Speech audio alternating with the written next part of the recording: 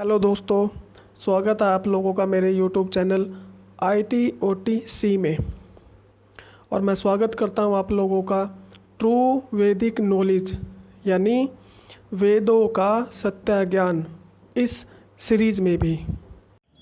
आज तारीख 6 जून 2020 है और ये वैदिक लेक्चर नंबर 30 है।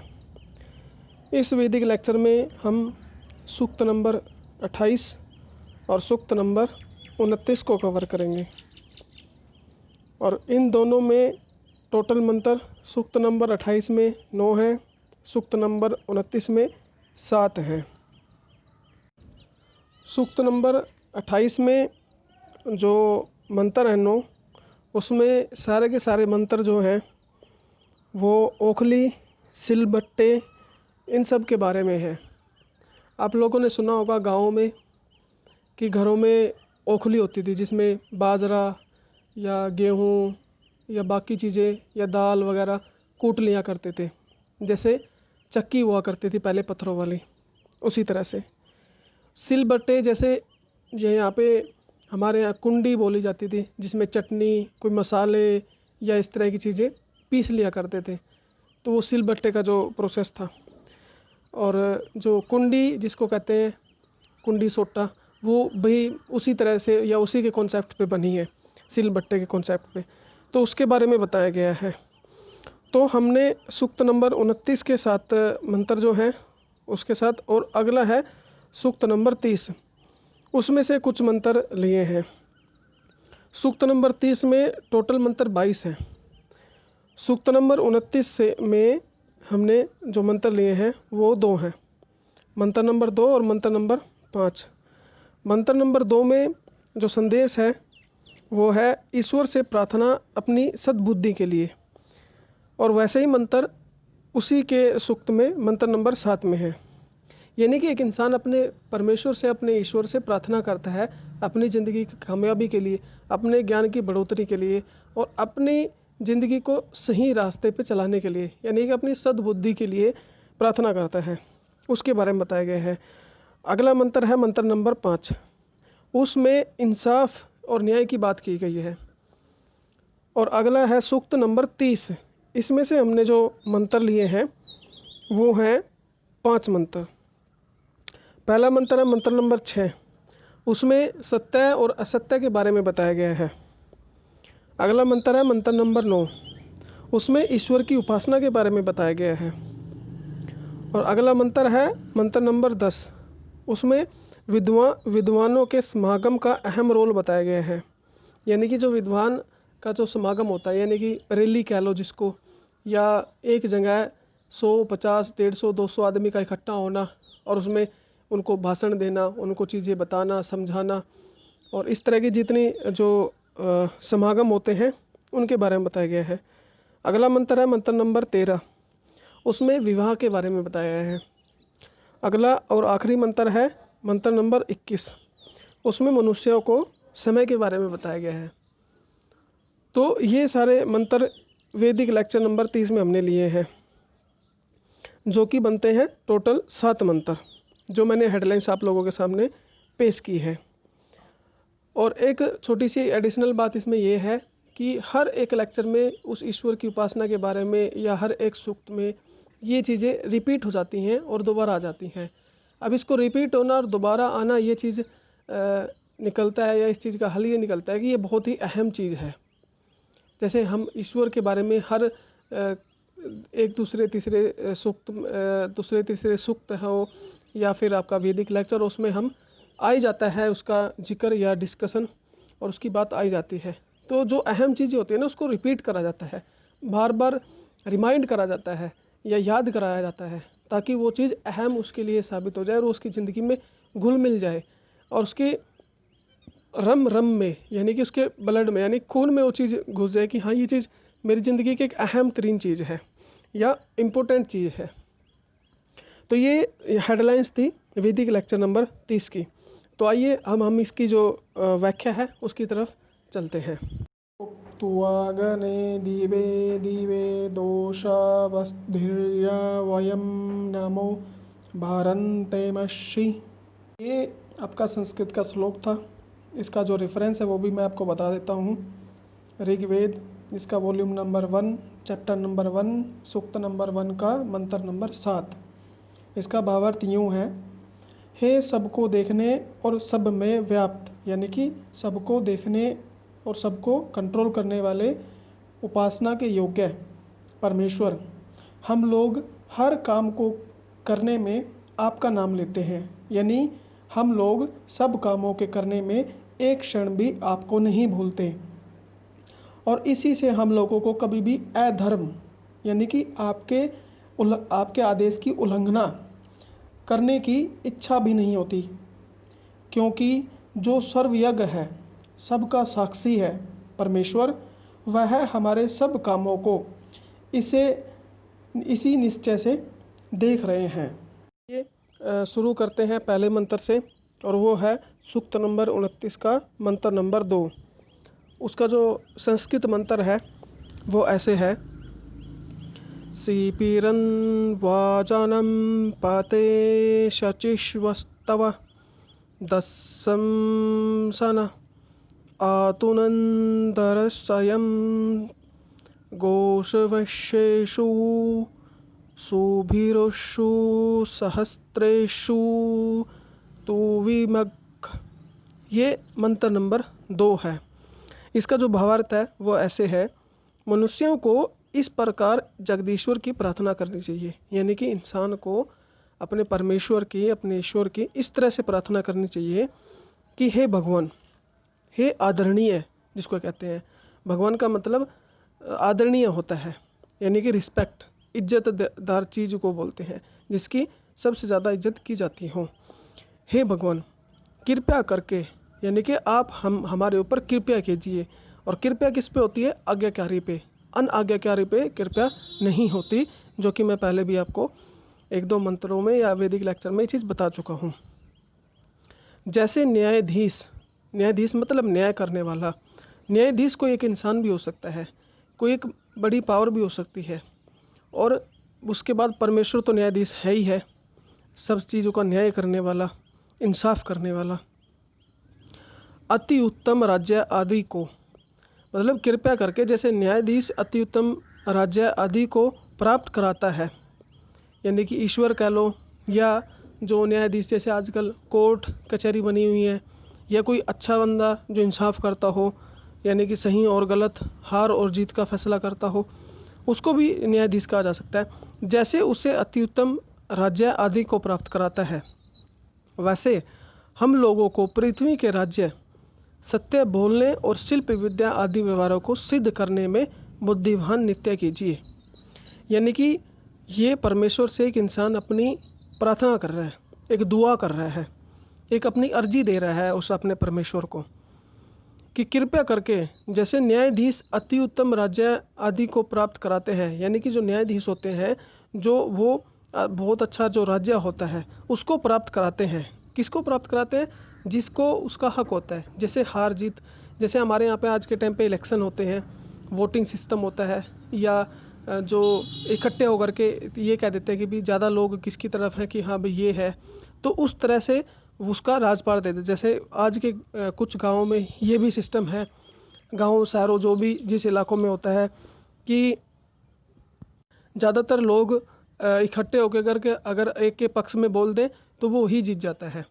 तो वो पक्ष विपक्ष का देखा जाता है कि भी एक बंदे के पास 2000 वोट है, एक बंदे के पास 1500 वोट है, तो ऑब्वियसली बात है कि 2000 वाला जीतेगा।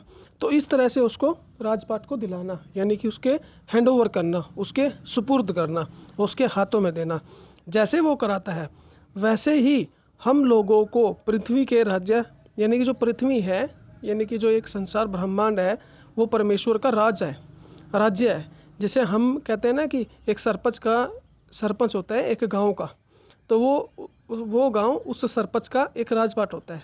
ठीक है, ये खाली समझने के लिए है। हालांकि सरपंच का इस तरह से कंट्रोल नहीं होता जिस तरह से उस परमेश्वर का इस पूरी धरती पे है, या इस पूरे संसार पे, ब्रह्मांड पे है। लेकिन एक समझाने के लिए कि एक राजपाट का एक जो शासक होता है उसका क्या महत्व होता है, वो समझाने के लिए। वैसे ही हम लोगों को पृथ्वी के राज्य, यानी कि एक आपका राज्य है, उसमें पृथ्वी है और उसमें हम लोग हैं। सत्य बोलने और शिल्प विद्या, यानी कि सही बोलने के लिए, सत्य बोलने के लिए, इंसाफी बोलने के लिए, न्यायकारी बोलने के लिए, ये सब चीज़ें सत्य सत्य के बोल में आती हैं। और शिल्प विद्या यानी कि उस धरती का ज्ञान, उसकी जो शिल्प है, यानी कि जितनी भी स्ट्रक्चर हैं यहाँ पे, जितनी भी चीज़ें पाई जाती हैं, उनका ज्ञान आदि, व्यवहारों की सिद्धि यानी कि उनका जो व्यवहार है, उनकी कामयाबी यानी कि उनसे हमें फ़ायदा हासिल करना, हमारा उनसे फ़ायदा उठाना, ये सारी करने में बुद्धिमान नित्य कीजिए। हमें इस तरह का ज्ञान दीजिए और इस तरह की बुद्धि हमें दीजिए कि हम आपके इस राज्य में अपने हिसाब से उसका फ़ायदा उठा सके और उसके फ़ायदे ले सके, और इसके जो आपका राज्य है उसके बारे में जान सके, उसके बारे में अपना ज्ञान बढ़ा सके। तो ये एक प्रार्थना की गई है अपने परमेश्वर से, एक एग्जाम्पल दे करके कि जैसे परमेश्वर आपका इतना सारा राजपाट है, तो इतने बड़े आप न्यायकारी हैं, न्यायाधीश हैं, कृपया करने वाले हैं, तो आप हम पर भी, हम आपके भक्त हैं या हम आपके मानने वाले हैं, हम आपके आज्ञाकारी हैं, तो आप हम पर भी अपनी कृपया कीजिए। तो उसी तरह से यहाँ पे चीज़ें समझाई गई है, अपनी सद्बुद्धि के लिए प्रार्थना की गई है। और मैं ये कहता हूँ कि ये एक ऐसी प्रार्थना है कि जो इस मंत्र को याद कर ले या इसके जो भावार्थ है उसको याद कर ले, वो तो उसको वो पढ़ता रहे तो परमेश्वर उस पर कृपया करेगा। जैसे हम अक्सर अपनी ज़िंदगी में ये चीज़ें लगा लेते हैं कि रेगुलर सुबह ये शाम ये पढ़ना है, सुबह शाम ये करना है, तो उसी तरह से ये भी अगर आप याद कर लोगे, पढ़ लोगे, तो ये आपकी कामयाबी हो जाएगी और आपकी पढ़ने में मदद करेगा। जैसे बहुत सारे बच्चे होते हैं पढ़ाई में थोड़े कमज़ोर होते हैं, तो अगर वो भी इस चीज़ का इस्तेमाल करेंगे तो वो परमेश्वर उस पर कृपा करेगा और उसकी सद्बुद्धि यानी कि वो अपने लायक अच्छे रास्ते पे चल पड़ेगा। मंत्र चाहे संस्कृत का हो चाहे हिंदी में पढ़ा जाए, उसका जो मेन मकसद है वो अचीव होना चाहिए, यानी कि वो प्राप्त होना चाहिए। आप संस्कृत में पढ़ रहे हैं, आपको ये चीज़ पता होनी चाहिए अगर मैं पढ़ रहा हूँ तो उसका क्या मतलब है, क्या असर हो रहा है, तो ये ज़्यादा इफ़ेक्ट करता है, खाली बजाय इसके कि कोई पढ़ ले रहा है, खाली उसका पता नहीं लग रहा है कि वो कह क्या रहा है। तो जिसको जिसकी अच्छी लैंग्वेज हो, चाहे वो हिंदी हो, उर्दू हो, इंग्लिश हो, फ़ारसी हो, जो भी ज़ुबान हो, जो भी लैंग्वेज हो उसकी, जिस लैंग्वेज में वो पढ़ लेगा उसके लिए वैसे ही बेनिफिट हो जाएगा और वैसे ही उसका फ़ायदा हासिल होगा। तो ये पहला मंत्र था।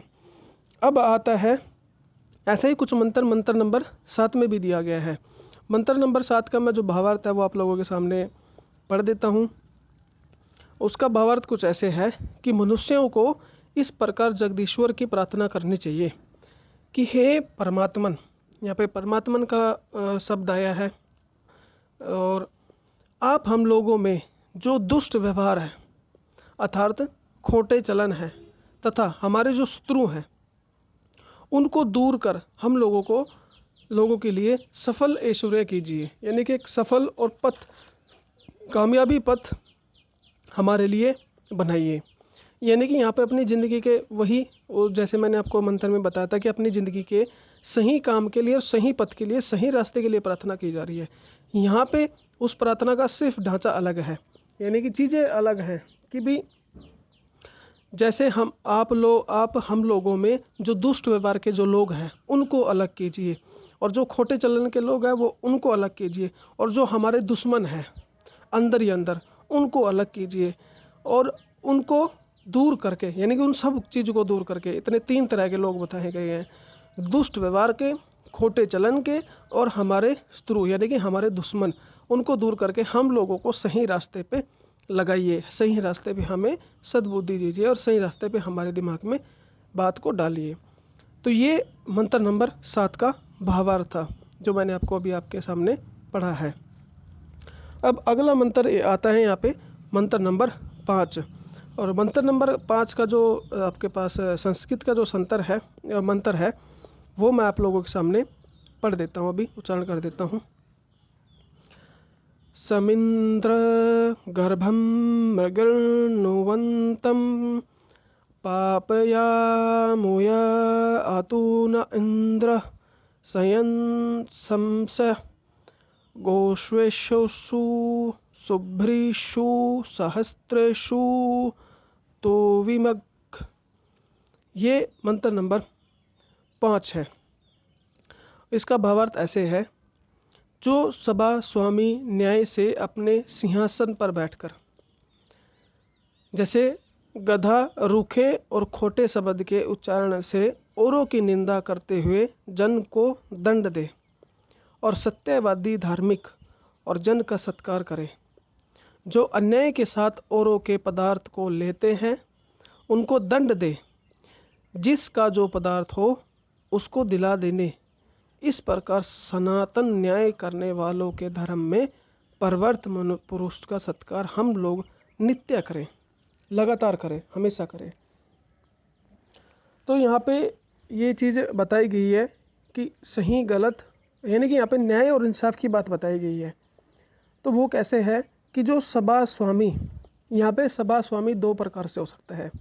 यानी कि एक तो आपके गांव का या आपके ग्रुप का या आपके सोसाइटी का जो हो सकता है लीडर जिसको कहेंगे हम, और फाइनली अगर हम माने तो इस दुनिया का स्वामी यानी कि परमेश्वर, यानी कि ये पूरी दुनिया उसकी सभा है और वो उसका स्वामी है, उसको भी हम ले सकते हैं। लेकिन अब ये चीज़ यहाँ पे बहनी जा रही है, जो बंदा इस चीज़ के जिस हिसाब से यानी कि इसके अपराध के ऊपर फिट बैठेंगे। अगर आप अपनी सोसाइटी में इस सब चीज़ का डिसीजन ले सकते हैं तो जो डिसीजन लेगा यानी कि आपका लीडर वो इस मंत्र में फिट हो जाएगा, यानी कि जिस पे फिट उस पे गिफ्ट। तो जो सभा स्वामी न्याय से अपने सिंहासन पर बैठकर, जैसे एक सरपंच है, एक सांसद है, एक मंत्री है, ठीक है, एक राष्ट्रपति है, तो वो अपने सिंहासन पे ही बैठा है, ठीक है। लेकिन वो चीज़ इसके बारे में बताई गई है कि वो न्यायकारी हो, वो न्याय करने वाला हो, यानी कि गलत को गलत और सही को सही बोलने वाला हो, इंसाफ करने वाला हो। जो बंदा अपने सिंहासन पर न्यायकारी तरीके से बैठकर, जैसे गधा रूखे और खोटे शब्द के उच्चारण से औरों की निंदा करते हुए जन को दंड दे, यानी कि जो गधे जैसे इंसान है, गधे जैसे इंसान उनको बोला जाता है जिनको कोई फ़र्क नहीं पड़ता, चाहे उसको कुछ कहो या ना कहो, चाहे कितना चिल्ला के उसको समझा लो, उसको कोई फ़र्क नहीं पड़ता। उसने अपने मन में आएगा ना जो, उस हिसाब से चीज़ें करनी है। आप कहोगे कि गलत है, उसने नहीं मानना। यानी कि इस तरह से आप गधे को चाहे कुछ कर ले, मार ले, पीट ले, उसको कोई फ़र्क नहीं पड़ता, एक जानवर है। तो इस तरह से खोटे शब्द के उच्चारण से, यानी कि हमेशा किसी को गाली देते रहना, हमेशा किसी को ताड़ते रहना, किसी ना किसी के ऊपर कुछ ना कुछ कहते रहना, औरों से और दूसरों की बुराइयां करते रहना, इस तरह के जो इंसान है, इस तरह के जो है उनको दंड दे, इस तरह के लोग हैं उनको दंड दे, उनको उस चीज़ का जो उसको उसने जो बुराई करी है उसका उसको फल दे। और फल क्या होता है? बुराई का दंड होता है। और सत्यवादी धार्मिक जन का सत्कार करे। और जो सत्यवादी है हमेशा सत्य बोलता है, सही बात करता है, इज्जत करता है, किसी को बुरे शब्द नहीं कहता, हमेशा अपनी सोसाइटी में बनकर रहता है, एक दूसरे की बातों को मानता है, तो इन्हीं को सत्यवादी कहा है। ऐसे सत्यवादी का धार्मिक जन यानी कि ऐसे इंसानों का सत्कार करे, यानी कि उसकी इज्जत करे, उसका अगर वो आए तो उसकी खाने पानी से उसकी इज्जत करे, उसकी मदद करे, जिसी तरह से भी आप कर सकते हैं उससे करे। जो अन्याय के साथ औरों के पदार्थ को लेते हैं, यानी कि जो अन्याय का मतलब होता है गलत तरीके से, यानी कि किसी से छीन लेना, ये अन्याय तरीके से किसी चीज़ को छीनना होता है किसी दूसरे से, यानी कि चोरी कर लेना, डकैती कर लेना, बगैर पूछे चीज़ उठा लेना है। और जैसे मान लो अगर आपका कोई दोस्त भी है तो उसको नहीं पता और अगर आपने उठा लिया तो ये अन्याय तरीके से है। अन्याय तरीके से क्यों है? क्योंकि उसको जब पता नहीं है तो आपने जो चीज़ उठाई है तो ये अन्याय तरीके से उठाई है। बेशक वो आपका दोस्त हो, लेकिन उसके दिमाग में, उसके नॉलेज में, यानी उसके ज्ञान में डालना कि भाई मैं ये चीज़ ले रहा हूँ। तो आपका दोस्त आपको मना नहीं करेगा, लेकिन ज्ञान में डालना ज़रूरी है, तभी वो न्याय तरीके से होगा, अदरवाइज़ वो अन्याय तरीके से कहलाया जाएगा। किसी चीज़ों को चोरी कर लेना, ये जितने भी तरह के जो फ्रॉड है, यानी कि बगैर दूसरे से पूछे बगैर उसकी चीज़ को इस्तेमाल करना, उसकी चीज़ को उठा लेना या उसकी चीज़ को अपने काम में ले लेना, ये अन्याय तरीके से कहा जाता है। तो जो अन्याय के साथ औरों के पदार्थों को लेते हैं उनको दंड दे, यानी कि उनको दंड दे अगर उसके बाद में पता लग जाए। अगर मान लो कि मैंने किसी की चीज़ उठाई बगैर पूछे, उसको बाद में पता लग गया और उसने हंगामा करा, यानी कि इसने मेरे बगैर चीज़ें उठा ली, चाहे वो मेरा दोस्त है चाहे वो कोई भी है, अगर हंगामा करा है तो ये आपके ऊपर इस चीज़ का दंड बनता है। अगर उसने बोला चल कोई बात नहीं, तो जब जिसकी चीज़ गई है उसको कोई ऑब्जेक्शन नहीं है, तो उसके बाद आपके ऊपर दंड नहीं बनता, लेकिन अफसोस जरूर बनता है। अफसोस का मतलब यह है कि तूने बगैर पूछे उसकी चीज़ छुई क्यों, यानी कि अपने आप में ये चीज़ें अफसोस बनती हैं। क्योंकि एक इंसान के अंदर अगर ये फितरत या ये चीज़ ये इस तरह की चीज़ें अगर गुण अगर इंसान के अंदर अगर घुस जाए, तो वो अपने दोस्त की आज उठा रहा है कि अगले दिन किसी ऐसे की उठाएगा जिसके उसका कोई रिश्ता ना हो। तो इस आदत को ख़त्म करने के लिए उसके ऊपर अफसोस होना ज़रूरी है, तो उसको दंड दे। तो ये दंड देने के दो तरीके मैंने बता दिए। जिसका जो पदार्थ हो वह उसको दिला देने पर इस प्रकार सनातन न्याय करने वालों के, मतलब जिसका जो पदार्थ चोरी किया, यानी कि अगर उसने हल्ला काटा यानी कि हंगामा करा, तो उसको पदार्थ दे, और पदार्थ देने के बाद उसके ऊपर दंड दे जो भी हो। अगर वो पदार्थ देने के बाद उसको माफ़ कर दे तो ठीक है, कोई बात नहीं। अगर माफ़ ना करे उसको दंड दे, तो उसको वापसी उसका पदार्थ दिला देने पर इस प्रकार का जो न्याय है, यानी कि ये तरह का एक छोटी सी बात आपको समझा दी है न्याय की। यानी कि किसी ने किसी की चोरी करी तो उसका रिवर्ट यानी कि उसका दंड ये है कि उसकी चीज़ को वापसी कर दे और उसके ऊपर जो भी कानून लगता है उस हिसाब से उसकी कार्रवाई करे। तो उस तरह से करने वाले धर्म में प्रवृत्त मनुष्य, यानी कि ऐसे लोग जो धर्म में बिल्कुल प्रवृत्त हो चुके हैं, यानी कि अपनी आम जिंदगी को छोड़ करके जैसे जो धर्म से दूर थे वो धर्म में प्रवृत्त हो चुके हैं, यानी कि वो धर्म की चीज़ों को मानने लगे हैं। ऐसे पुरुष का सत्कार हम लोग नित्य करें। ऐसे जो लोग हैं उसका हम सत्कार यानी कि उसकी इज्जत और उसके सहोकार उसके बारे में हमेशा हम लोग नित्य करें, हमेशा करते रहें। तो ये चीज़ एक न्यायकारी के बारे में बता दी गई है। पहले आपको न्याय बता दिया कि न्याय क्या चीज़ है, फिर उसके बारे में बता दिया कि जो जो न्याय है वो किस तरह का न्याय है, और कौन इस तरह का जो न्याय करता है वो किस तरह का न्याय करेंगे, तो वो भी आपको यहाँ पे चीज़ बता दी है। और ये इसी मंत्र के साथ जो सूक्त नंबर 29 है वो पूरा होता है। अब आता है अगला सूक्त नंबर 30, और सूक्त नंबर 30 में हमने पहला मंत्र लिया है मंत्र नंबर 6, और मंत्र नंबर 6 का जो संस्कृत मंत्र है वो ऐसे है।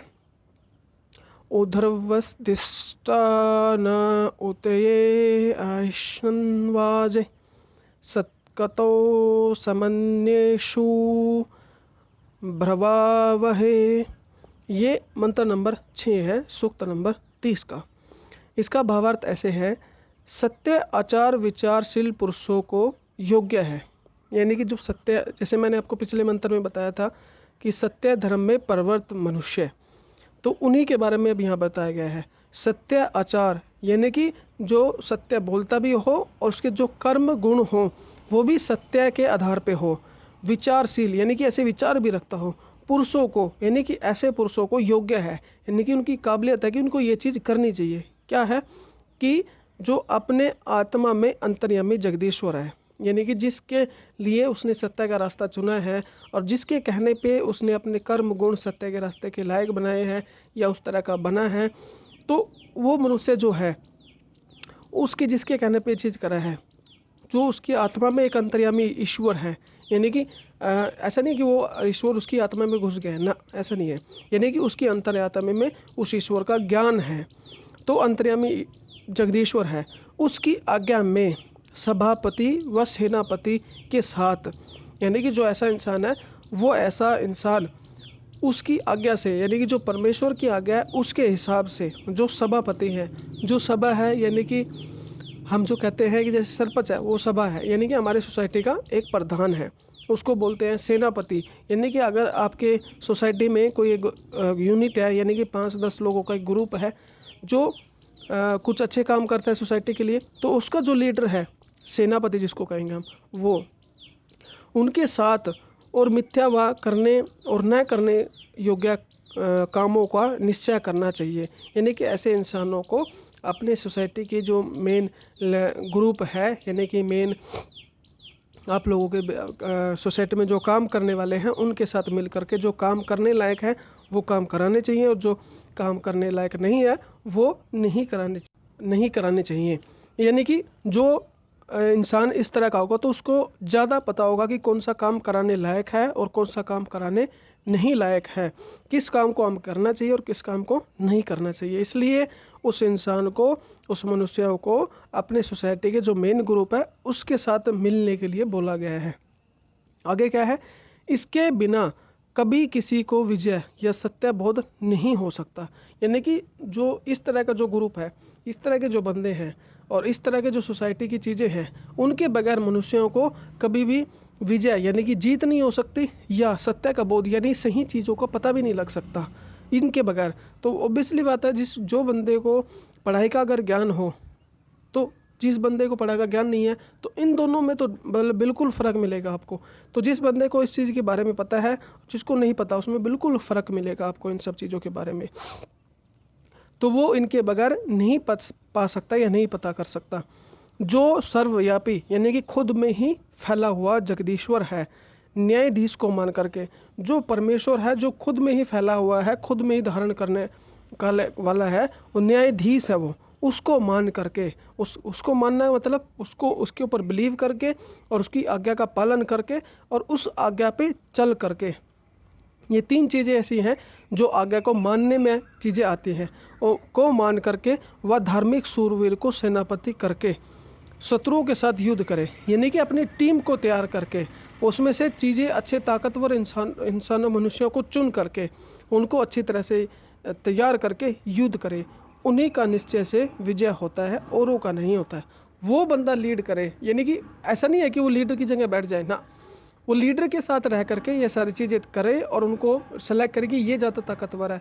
एक चीज़ लीडर को पता होगी, दो चीज़ उस सत्यवादी मनुष्यों को पता होगी, तो वो चीज़ तुम्हें बताएगा कि ऐसे नहीं, इस चीज़ को ऐसे करें तो ज़्यादा बेहतर है, और इस तरह से करेंगे तो परमात्मा हमारी मदद करेगा, हमारे ऊपर कृपा करेगा और हमें विजयी बनाएगा, हम ये युद्ध जीत जाएंगे। तो इस तरह से यहाँ पे जो मनुष्य का, एक सत्यवादी मनुष्य का जो कैरेक्टर है, यानी कि उसकी जो ज़िंदगी का चाल चलन है, वो अपनी सोसाइटी में कैसे इस्तेमाल हो, वो यहाँ पे बताया गया है। तो ये मंत्र नंबर 6 था। अब आता है इसका अगला मंत्र, मंत्र नंबर 9। मंत्र नंबर 9 का जो संस्कृत मंत्र है वो ऐसे है, अनुपत्रयो कशो हुए तु विप्रतम नरम यम ते पूर्वम पीता हुए। ये मंत्र नंबर 9 है। इसका भावार्थ ये है, ईश्वर मनुष्यों को उपदेश करता है, यानी कि वो परमेश्वर आज्ञा देता है मनुष्यों को कि हे मनुष्य, तुमको औरों के लिए ऐसा उपदेश करना चाहिए, तुम्हें भी दूसरों को ऐसी बात कहनी चाहिए जो मैं तुम्हें बता रहा हूँ, कि जो अनादि कारण से अनेक प्रकार के कार्यों को उत्पन्न करता है तथा जिसकी उपासना पहले विद्वान ने की और अब के करते और अगले करेंगे, उसी की उपासना नित्य करनी चाहिए। यानी कि जो चीज़ मैंने तुम्हें बताई है कि भी मेरे अलावा कोई और नहीं मानने के लिए, कोई और नहीं पूजा करने के लिए, उपासना करने के लिए, जो इस तमाम सृष्टि का आदि हो, मतलब उसके कारण से ही, उसके बनाए हुए कारण से ये चीज़ बनी हो, उसको ही हमेशा लोग, पहले विद्वान भी उसको पूजा करते हैं, उसी की पूजा करते आए हुए हैं, अभी भी जो विद्वान है वो उसी की पूजा करते हैं, और आने वाले विद्वान जो हैं वो भी उसी की पूजा करेंगे, उसके अलावा किसी की पूजा नहीं करेंगे। ये ज्ञान मैंने तुम्हें बताया और तुम आगे उपदेश करो, इसका आगे फैलाओ, आगे प्रकाशित करो, भाषण दो, आगे लोगों को बताओ ये चीज़ कि विद्वानों ने जिस परमेश्वर की, जिस ईश्वर की उपासना की है पुराने टाइम में, उसकी करो, और जो अभी कर रहे हैं वो भी उसी की कर रहे हैं, और जो आने वाले विद्वान लोग हैं वो भी उसी की करेंगे। तो नित्य करके हमें भी उसी की उपासना करनी चाहिए। इस मंत्र में ऐसा विषय है कि किसी से पूछे कि तुम किसकी उपासना करते हो, उसके लिए ऐसा उत्तर देवे कि जिसकी तुम्हारे पिता व सब विद्वान जन करते, तथा वेद जिस निराकार सर्वव्यापी सर्वशक्तिमान अर्ज और अनादि स्वरूप, यानी कि जिसका कोई स्वरूप नहीं है और जिसका कोई अंत नहीं है, जिसके स्वरूप का, जगदीश्वर का प्रतिपादन करते हैं उसी की उपासना में निरंतर करता हूँ। यानी कि कोई अगर तुमसे पूछे कि तुम किस परमेश्वर की उपासना करते हो और किस परमेश्वर की उपासना करने के बारे में हमें बता रहे हो कि भी पुरानों ने भी करी है, अभी हम भी करेंगे और आने वाले जो लोग हैं वो भी करेंगे, वो कौन है, उसके बारे में ये उत्तर देवे जो है कि जिस ईश्वर के बारे में वेद बताता है, जो सर्वव्यापी है, खुद में फैला हुआ है, सर्वशक्तिमान है, खुद की शक्तियों से शक्तिमान है, सबकी सारी चीज़ों को कंट्रोल करे हुए है, जिसका जो रूप है उसका कोई अंत नहीं है, वो अनादि यानी कि उसका कोई स्वरूप का कोई अंत नहीं है, ऐसा जगदीश्वर, ऐसा परमात्मा, ऐसा ईश्वर की जो है मैं निरंतर उपासना करता हूँ। उसी ईश्वर की तुम भी उपासना करो। ये ज्ञान यहाँ पे इस मंत्र में दिया है और इसी के बारे में संदेश यहाँ पे बताया गया है। अब इसके बाद जो अगला मंत्र आता है, मंत्र नंबर 10। मंत्र नंबर 10 का जो संस्कृत मंत्र है वो ऐसे है। तम त्वा वयम विश्वराः शास्महे पुरुहुत शखे वशो जरित्रम्भ्य। ये मंत्र नंबर 10 है। इसका जो भावार्थ है वो ये है, मनुष्यों को विद्वानों के समागम ही से सब जगत के रचने, सबके पूजने योग्य, सबके मित्र, सबके आधार, पिछले मंत्र से प्रतिपादित किए हुए परमेश्वर, यानी कि पिछले मंत्र में जो जिस परमेश्वर के बारे में बताया वही परमेश्वर के विज्ञान व उपासना की नित्य इच्छा करनी चाहिए। यानी कि उसी के ज्ञान के बारे में जानने की इच्छा करनी चाहिए और उसी की उपासना की इच्छा करनी चाहिए, क्योंकि विद्वान के उपदेश के बिना किसी को यथा योग्य, यानी कि जैसा उसका फायदा होना चाहिए वैसा विशेष ज्ञान नहीं हो सकता। यानी कि ये चीज़ बिल्कुल विद्वान इंग्लिश में स्कॉलर को बोला जाता है, यानी कि हमारे यहाँ हर फील्ड में एक एक विद्वान है, तो जिस विद्वान को उसके बारे में सबसे अधिकतर ज्ञान है उससे अगर पूछें तो तुम्हें सारे फायदे या वैसे ही हासिल होंगे जिस तरह से होने चाहिए। अगर आप उससे मशवरा नहीं करेंगे, उससे राय नहीं लेंगे या उससे मदद नहीं लेंगे तो आपको उस तरह से फ़ायदे हासिल नहीं हो सकते जिस तरह से उन चीज़ों का होना चाहिए। तो इस मंत्र में जो बताया गया है कि मनुष्यों को विद्वानों के समागम ही से सब जगत के, यानी कि जो विद्वानों का समागम लगता है, ग्रुप होता है, एक छोटी सी क्लास लगती है, उस तरह उन सब चीज़ों में जो विद्वान आपको ज्ञान देता है। अब आज के टाइम पे तो लोग जो विद्वान है वो आपको पता नहीं किस तरह का ज्ञान दे रहे हैं। ये चीज़ें भी सोचने लायक है कि हमें सत्ता का ज्ञान नहीं दिया जा रहा है। आप सोचोगे कब, जब आप खुद से कोशिश करोगे, खुद से हासिल करोगे कि मुझे विद्वान बनना है। कोई अगर इंजीनियर या मतलब किसी चीज़ का अगर कोई इरादा ना करे कि मुझे वो चीज़ बनना है तो वो कैसे बन सकता है।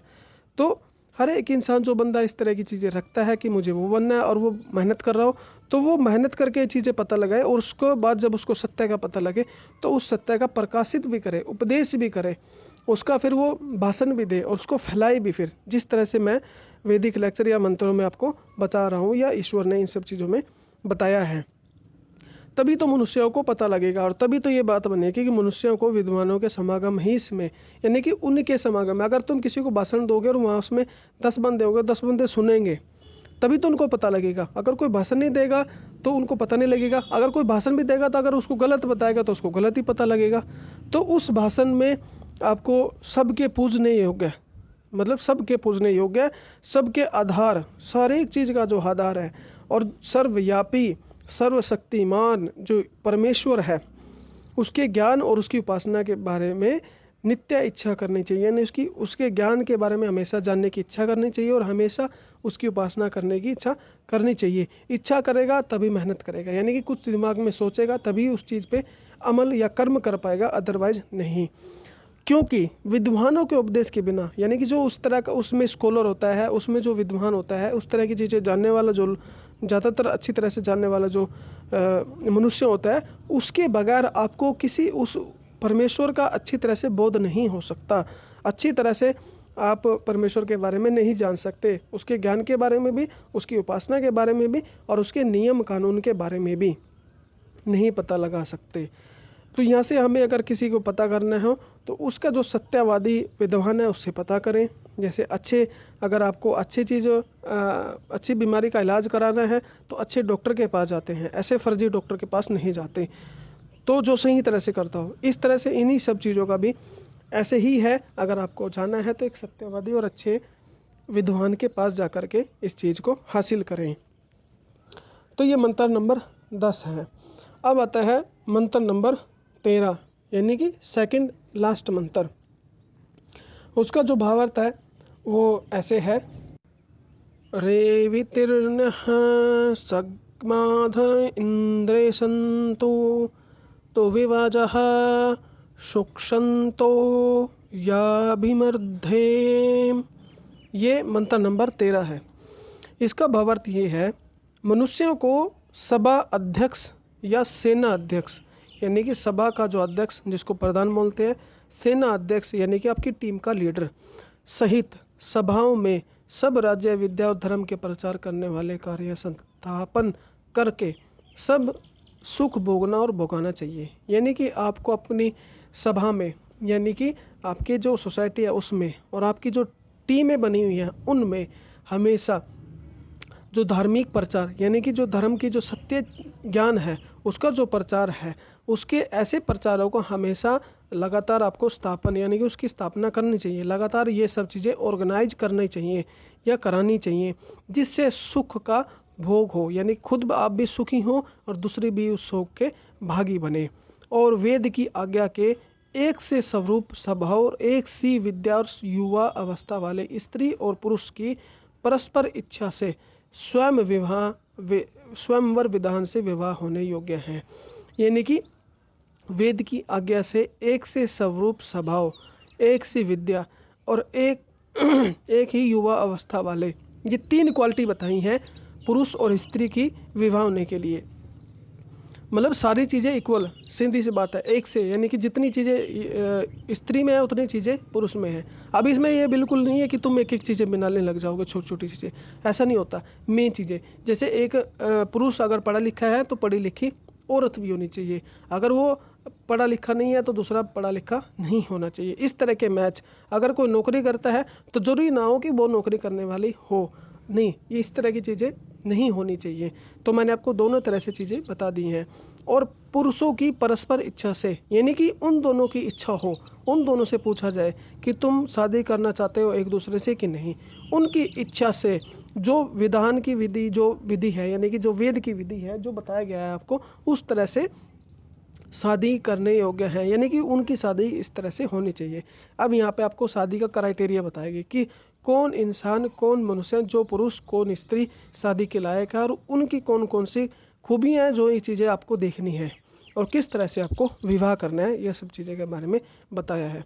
और वे अपने घर के कामों में एक दूसरे के सत्कार में नित्य यत्न करते हों, वो अपने घर के कामों में, अपने सब परिवार के कामों में एक दूसरे की मदद करते हो, एक दूसरे का सपोर्ट करते हो, एक दूसरे की सराहना करते हो और वे ईश्वर की उपासना व उसकी आज्ञा का सत्य पुरुषों के आज्ञा में सदाचित देवें, यानी कि वो हमेशा उस परमेश्वर के माने, उसकी आज्ञा का पालन करें, उसकी उपासना करें, और उसकी आज्ञा तथा सत्पुरुषों की आज्ञा, यानी कि उसकी भी, और सत्य जो पुरुष हैं, सत्यवादी जो पुरुष हैं, उनकी आज्ञा में हमेशा रहें। किंतु उक्त व्यवहार से विरुद्ध व्यवहार में कभी किसी पुरुष या स्त्री को क्षण भर भी रहना नहीं चाहिए, यानी कि इसके खिलाफ किसी हालात में भी मनुष्यों को कभी भी नहीं जाना चाहिए, इनके खिलाफ, सत्यवादी पुरुष के और उस ईश्वर के और उसकी आज्ञा पालन के क्षण भर भी, यानी क्षण भर यानी कि 1 मिनट, 1 घंटा, 1 दिन, जितना भी आप कैलकुलेट कर लें उस हिसाब से ही उसको क्षण भर भी उसके खिलाफ नहीं जाना चाहिए। तो यहाँ पे एक पुरुष और स्त्री के लिए बहुत ही अच्छे गाइडेंस है और बहुत ही अच्छी निर्देश हैं या संदेश है अपनी ज़िंदगी को कामयाब करने के लिए, उसको क्या करना चाहिए और क्या नहीं करना चाहिए। अब इस वैदिक लेक्चर का आखिरी मंत्र आता है, जो कि है मंत्र नंबर 21। मंत्र नंबर 21 का जो संस्कृत मंत्र है वो कुछ ऐसे है, वयम हीते अम्मान हंतद पराकत अश्वेतन चिंत्रे आरुषि। ये मंत्र नंबर 21 है। इसका जो भावार्थ है वो ऐसे है, जो मनुष्य भूत यानी कि बीत चुका, भविष्य आने वाला और वर्तमान जो चल रहा है, काल का यथा योग्य उपयोग लेने को जानते हैं, यानी कि जो समय का समय के हिसाब से सारी चीज़ों का फ़ायदा उठाना जानते हैं। भूत में जो बीत चुका है उसका, जो चल रहा है उसका, और जो आने वाला है उसका अच्छी तरह से फ़ायदा, अच्छी तरह से उपयोग लेने के काबिल हैं, योग्य हैं। उनके पुरुषार्थ से, उनकी मेहनत से, उनके ज्ञान से समीप व दूर के सब कार्य सिद्ध हो जाते हैं। यानी कि जो पास के काम होते हैं वो के वो, और जो दूर के जितने भी कार्य हैं वो सारे के सारे सिद्ध हो जाते हैं। इससे किसी मनुष्य को कभी भी क्षण भर भी व्यर्थ काल खोना नहीं चाहिए। यानी कि इस चीज़ से सीखना चाहिए मनुष्यों को कि उसको कभी भी कोई भी एक क्षण भी, किसी भी काल में, किसी भी वक्त में, कोई भी किसी भी तरह का टाइम बर्बाद नहीं करना चाहिए किसी भी चीज़ में। तो यहाँ पे आपको एक मिसाल दी है एक इंसान के, मनुष्य की, फ़ायदे की, और उसके करैक्टर की, और उसकी संभावना की, और उसकी ज़िंदगी के कि वो कामयाब कैसे होता है। और उसके बाद बताया है कि सब मनुष्यों को इसी तरह से करना चाहिए, एक क्षण भर भी अपना टाइम और अपना वक्त व्यर्थ नहीं करना चाहिए, बर्बाद नहीं करना चाहिए। तो इससे हमें अपनी ज़िंदगी के बारे में गाइडेंस और समझ लेना चाहिए कि परमेश्वर किस तरह का आदेश, किस तरह की चीज़ें दे रहा है, किस तरह का ज्ञान आपको दे रहा है। और इसी मंत्र के साथ ये वैदिक लेक्चर 30 आपका कंप्लीट होता है, सिद्ध होता है। और इसमें जितने भी मंत्र थे मैंने यथावत जैसा उनका मीनिंग होता है, भावार्थ होता है, या उसका मकसद होता है, संदेश होता है, वो सारी आपको बता दी हैं। अगर आपका इस मामले में कोई भी और सजेशन हो या क्वेश्चन हो तो आप कर सकते हैं। तो दोस्तों, अगली वैदिक लेक्चर में फिर आपसे मुलाकात होगी। तब तक के लिए आप लोगों का धन्यवाद हो और आप लोगों का दिन शुभ हो।